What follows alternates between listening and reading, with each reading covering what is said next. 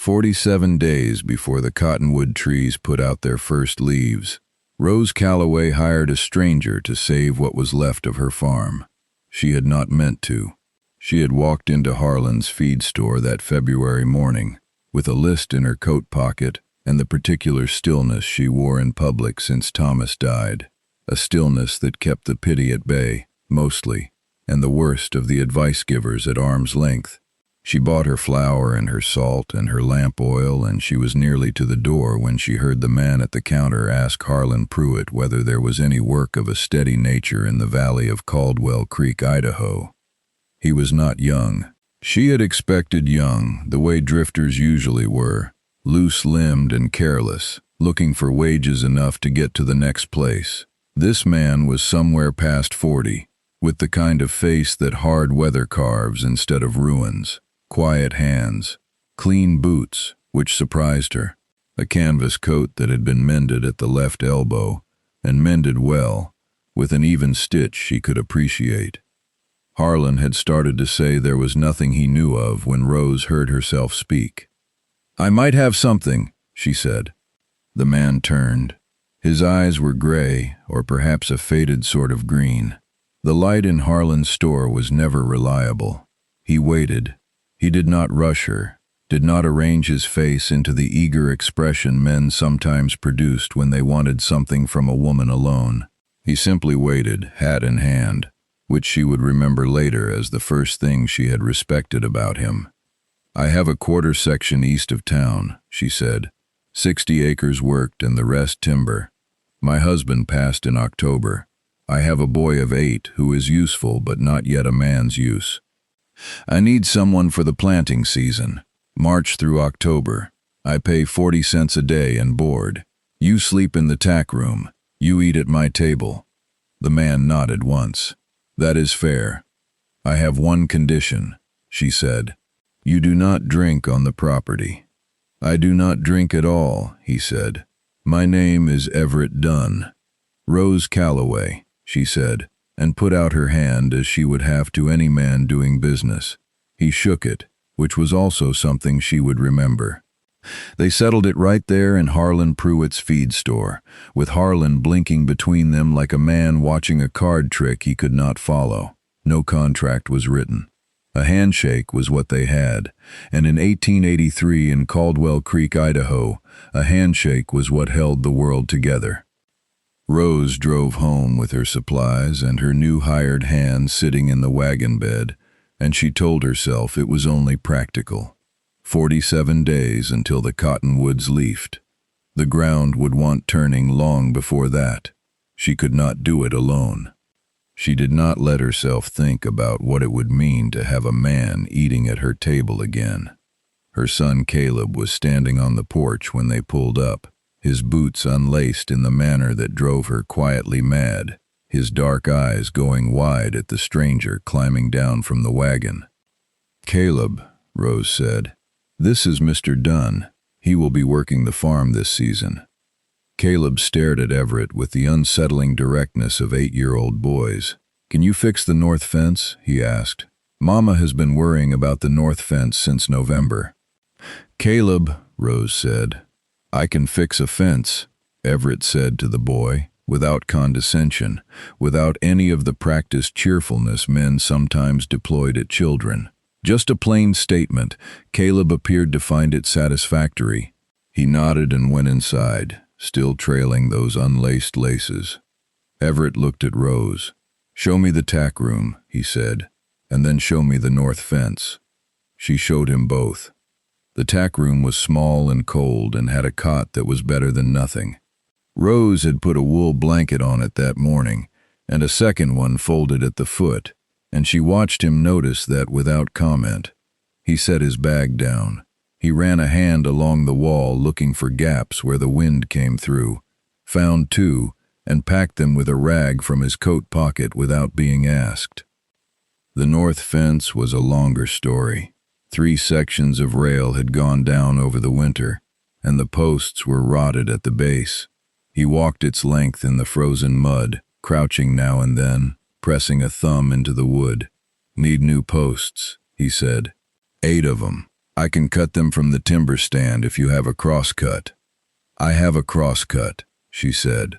Then I will start tomorrow. That was how it began, not with sentiment, not with any particular grace. A bargain struck between two people who understood the weight of practical necessity, and a fence that needed mending before the thaw turned the mud soft enough to lose a post in.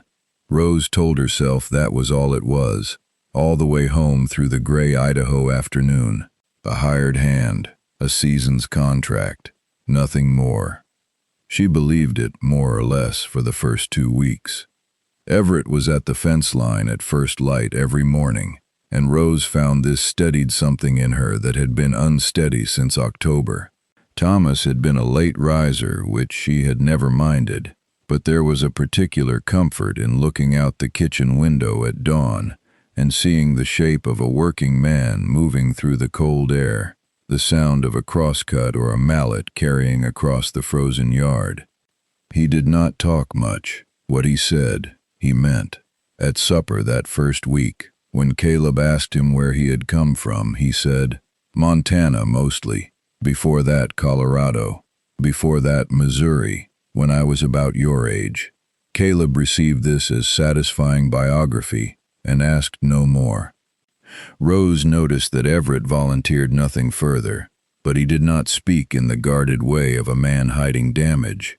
He spoke in the way of a man who had learned that words cost something and he preferred not to overspend. He ate what she put in front of him and said it was good, and she could tell he meant it. He was not a man who offered flattery. On the 4th day she put biscuits on the table, and he ate 3 of them without speaking.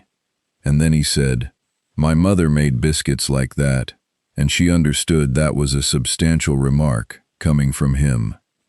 On the 6th morning she came out to find him already in the barn, mending a broken hame strap on the harness she had been putting off, because she did not have the knack for leather work. He had not asked permission. She almost said something. Then she looked at the stitching, careful even. The same even stitch she had noticed on his elbow that first day in Harlan's, and she said nothing. On the 8th day he asked if there was a second chair for the kitchen. There was only one beside the window, where she did her mending. He had been eating at the table, but the bench was low for a tall man. "I can make one," he said, "if you have scrap lumber." "There is scrap behind the barn," she said.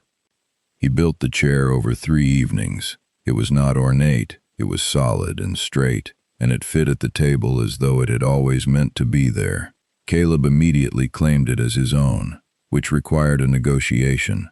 The negotiation involved Everett building a small stool for Caleb at no prompting and without commentary, and after that the arrangements were settled to everyone's satisfaction. Rose did not examine the small warmth that lodged itself in her chest when she looked at that chair. She had enough to examine without adding that to the list. The ground thawed in the first week of March. Everett was in the field before she had the breakfast dishes cleared, turning the soil with the heavy plow she had barely managed alone the previous spring. The gelding, whose name was Porter and who had a difficult personality with strangers, worked for Everett without incident from the first day, which Caleb interpreted as proof that Porter could read character. Rose did not argue the point. The planting went steadily. Everett knew grain, and he knew the particulars of the creek-fed bottomland in ways she had not expected, where the drainage ran slow, which Rose wanted the seed set deeper for the clay beneath. Thomas had been a good farmer, but not an instinctive one. Everett was instinctive. She watched him read the field the way some men read a page, and she found herself asking questions she had been carrying alone since October, and he answered them without making her feel she ought not to have needed to ask. By the end of March they had a working rhythm. She kept the house and the books and the kitchen garden. He kept the fields and the animals and whatever broke down. Caleb ranged between their 2 domains with the freedom of a boy who has nothing threatening his world, and Rose was glad of that even as it ached in her, because she knew better than anyone how fast the world could change. The ache was specific. She was glad Caleb had a man to follow through the fields.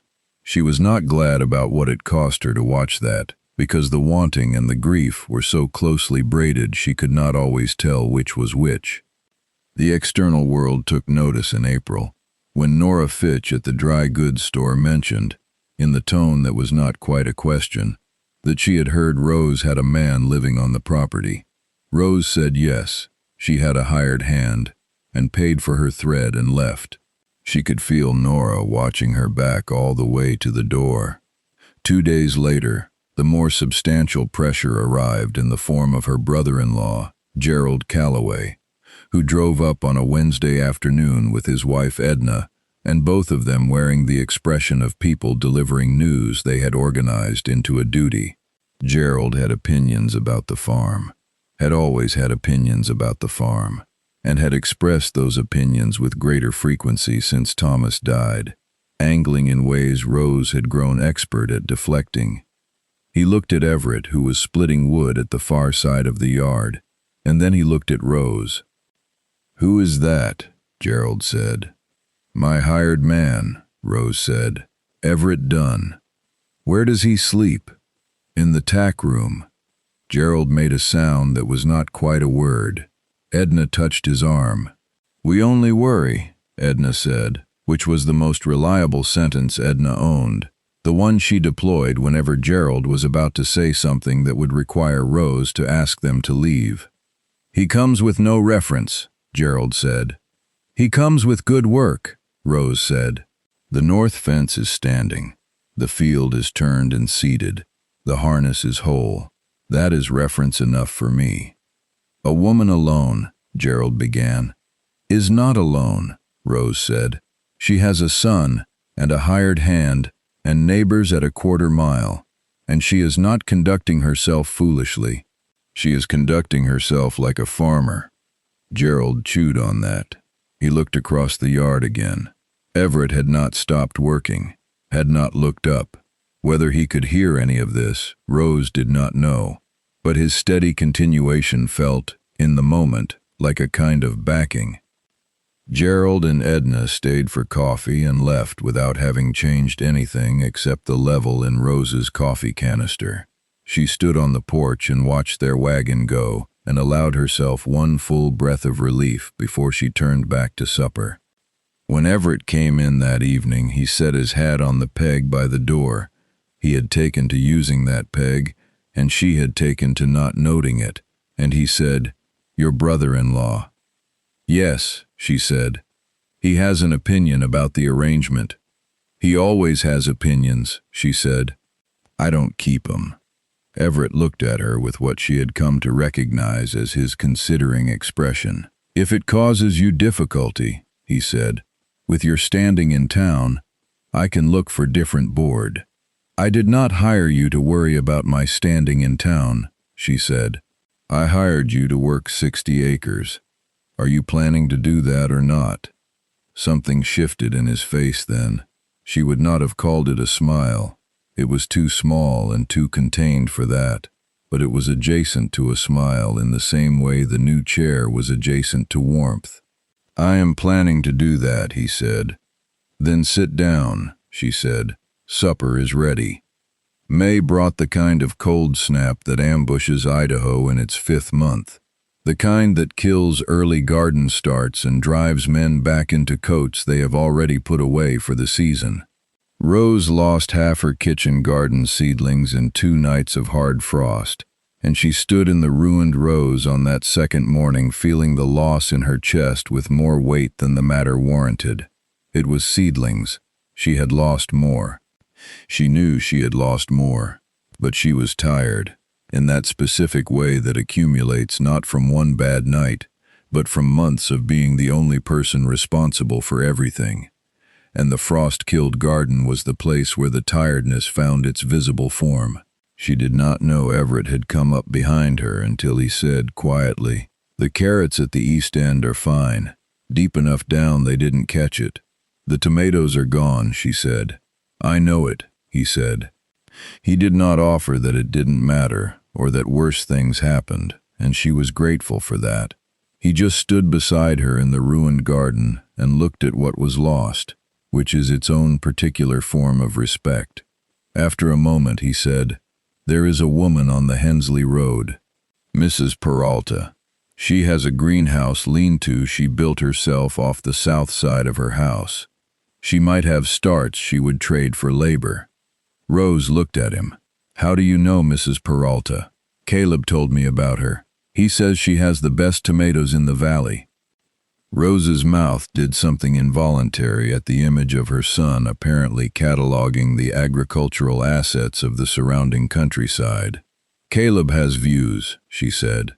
"He does," Everett agreed, and there was unmistakable warmth in it. Rose turned back to the garden so she would not have to manage her expression. She went to Mrs. Peralta that afternoon and came home with 16 tomato starts in exchange for a promise that Everett would spend a Saturday building the woman a new cold frame before fall. Mrs. Peralta was 62 years old with opinions of her own, and she said, when Rose explained the arrangement, "He sounds like a sensible man." Rose agreed that he was. She planted the new starts that evening.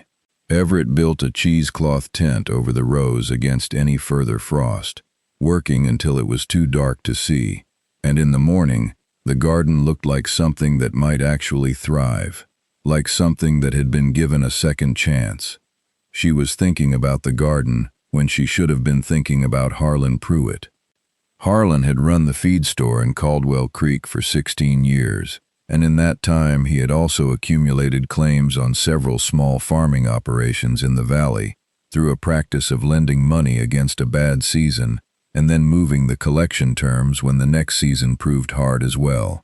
Thomas had borrowed from Harlan twice and twice repaid, but the third note was still outstanding, had been outstanding since before Thomas died, and in June Harlan sent his clerk with a letter.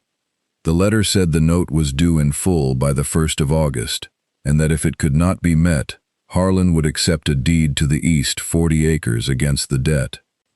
The east 40 was the best ground on the farm, the creek-fed bottomland. The ground Everett had read like a page and seeded with the particular knowledge that had given them the best stand of grain Rose had seen in 3 seasons. She read the letter at the kitchen table, and then she sat with it for a long time. When Everett came in for the midday meal, she was still sitting with it. She did not mean to show it to him. It was her business, her debt, her problem. But he looked at her with that gray-green steady gaze and said, "What is it?" with such plain absence of dramatizing that she found herself handing him the letter. He read it, he set it on the table. He looked at the wall for a moment and then he looked at her. "How much is the note?" he said. She told him. He was quiet for a moment. "The grain will not be in by August 1st, he said. "No," she said, "it will be September." "Can the bank in Boise extend credit against a standing crop?" "I don't know," she said. "I have not dealt with the Boise bank." "I have," he said, "or a man like it. They will extend against a crop if the crop is sound and there is someone to speak to it." He paused. "I can ride to Boise. It is a full day each way." "Yes," he said. "The field will stand 2 days without me if you and Caleb check the irrigation ditch." She studied him. "Why would you do that?" He met her eyes. "Because the East 40 is worth saving," he said, "and because I know what a sound crop looks like. And because Pruitt is using a dead man's debt to take good ground from a woman who has worked it fairly, and that offends me." She sat with that answer for a moment. It was more words than he usually spent on a single sentiment. She understood that to mean it was true, in the way things are true when they are not calculated. "All right," she said. "Ride to Boise." He rode to Boise on a Thursday and came back on a Friday evening with a letter of his own, a letter from the First Agricultural Bank of Boise, offering a credit line against the standing grain crop at the East 40, to be drawn in the amount of Harlan's note at a rate of 7% per annum, with the harvest as collateral. It was not a gift, it was a sensible arrangement, but it moved the ground out from under Harlan Pruitt's calculation. And when Rose sent the bank's letter to Harlan's clerk the following Monday, she felt something in her chest that she recognized after a moment as the particular satisfaction of having held what was hers. That evening she made a proper supper, a roasted chicken that she had been saving the occasion for, though she had not known what the occasion would be, and Caleb ate with the appetite of a child who does not know what has been preserved for him, which is exactly the appetite you want a child to have. After Caleb went to bed, Rose brought out the ledger. She kept the farm's accounts in it, income and outlay, the seed costs, the wage entries. Every fortnight she wrote Everett's wages in their column. He watched her open the book and she thought he might rise and go to the tack room, the way he sometimes did when the evening moved into a quiet that felt private. Instead, he stayed at the table. She was entering the Boise bank information when she turned to the page where she logged the seasonal labor column, the column where his name appeared every other week with its 40 cents per day beside it. She turned to that page and stopped. In Caleb's handwriting, his careful, laboring 8-year-old's handwriting, the letters leaning slightly into each other the way new things lean, someone had written a single word at the top of Everett's column: Papa. Rose sat with it. She did not look up immediately. She looked at the word for long enough to understand what it cost Caleb to write it, what it revealed about the particular country of a boy's heart when he has been following a man through fields and barns for 4 months and has decided, in the way of children who do not wait for permission, what that man is. Then she looked up at Everett. He had seen it. She could tell by the stillness in his face, not his usual quietude but something more careful, more exposed, as though he had been caught at something he had not known he was doing. "He didn't ask me," Rose said. "No," Everett said. She looked at him steadily. "Do you have a response to that?" Everett looked at the ledger. Then he looked at her. He was quiet for long enough that she thought he might retreat into his habitual brevity, might close back around whatever he was, and she was braced for it. She was prepared to say that she understood, and they could go on as they were. Then he said, "I have been trying to find the right moment to ask you something." She waited. "Whether the arrangement might be changed," he said. "Not because the wage is insufficient or the work is not to my liking, but because—" He paused, and she could see the cost of precision in his face, the way he was choosing not to understate it. "Because I would rather be here in October than not. I would rather be here next February, and the season's contract does not cover that." The kitchen was very quiet. The stove ticked. Outside, the June wind moved through the new grain in the East 40. "I am a practical woman," Rose said. "I can accommodate a different arrangement." "I am not speaking practically," he said, which was perhaps the most unguarded thing she had heard him say. She looked at him, at the mended elbow, at the gray-green eyes that had waited for her in Harlan's feed store without arranging themselves into anything she hadn't earned, at the hands that had fixed the fence and built the chair and gone to Boise without being asked to do more than any hired man owed. "Neither am I," she said. They were married at the end of August by the Reverend Cass, who had known Thomas and who looked between them with a careful attention that softened into something more like blessing as the ceremony went on. Caleb stood beside Everett throughout, which no one had formally arranged. He had simply positioned himself there in the morning and stayed. Gerald and Edna came to the wedding because Rose invited them, which was the sort of thing Rose believed in, keeping the door open even for people who deserved to find it closed. Gerald shook Everett's hand with the look of a man revising a position he had been attached to, and Everett shook back without any appearance of requiring the revision to go further. Nora Fitch came as well. She cried during the vows, which surprised everyone, including herself. After, when the yard had cleared and Caleb had fallen asleep on the porch bench in his good shirt, Everett and Rose sat at the kitchen table with the ledger between them. He had brought it out, She looked at him, questioning. He turned it to Caleb's page, to the word at the top of the column. I want to enter it properly, he said. He took the pen. In his own careful hand, beneath Caleb's leaning letters, he wrote, Everett Dunn, husband and father, August 1883. She put her hand over his on the pen, not to stop him, just to be there. That is what a home is, you know. It is not the land or the timber stand or the acres of good creek-fed grain. Those things matter. Those things are real. But the home is in the ledger, in the word a boy writes before anyone has given him permission, in the chair built on 3 evenings from scrap wood, in the man who rides 2 days to Boise because a debt offends him, and come back with a letter that holds what is yours. It is built out of acts, the way a fence is built out of posts, one at a time, standing against the weather. And when it is standing, you know it. You feel it in the same place that has been empty, and the feeling is very quiet, and it does not require any words beyond the ones already written. If this story found its way to your heart tonight, tell us in the comments, what is the small act someone did for you, or that you did for another, that you carry still?